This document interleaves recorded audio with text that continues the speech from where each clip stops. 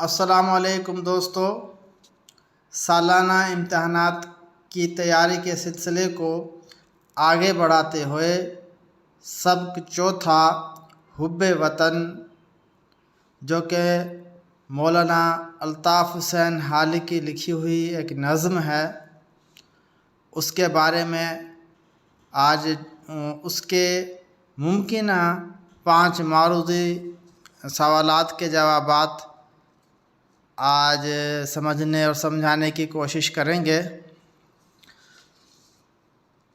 اس کا پہلا سوال ہے، اردو زبان کے پہلے قومی شاعر ہیں؟ Option number 1 Mirza Ghalib, option number 2 مولانا الطاف حسین حالی، آپشن نمبر 3 علامہ محمد اقبال۔ تو دوستو اس کا درست جو ہے جواب ہے وہ آپشن نمبر 2 مولانا الطاف حسین حالی۔ دوسرا سوال ہے، نظم حب وطن کس صنف میں لکھی گئی ہے؟ رباعی میں، غزل میں یا مثنوی میں؟ تو اس کا درست جواب ہے مثنوی، آپشن نمبر 3 اس کا درست جواب ہے۔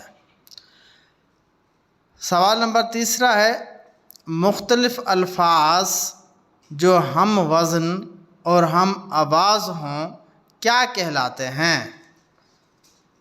تو اس میں بھی 3 آپشن دیے گئے ہیں۔ آپشن نمبر 1 ردیف، آپشن نمبر 2 قافیہ، آپشن نمبر 3 متضاد۔ تو دوستو اس کا درست آپشن ہے قافیہ، آپشن نمبر 2۔ چوتھا سوال ہے، جس نظم میں کوئی مضمون سلسلہ وار بیان کیا جائے تو ایسی نظم کو کیا کہتے ہیں؟ آپشن نمبر 1 رباعی کہتے ہیں، آپشن نمبر 2 غزل کہتے ہیں، آپشن نمبر 3 مثنوی کہتے ہیں۔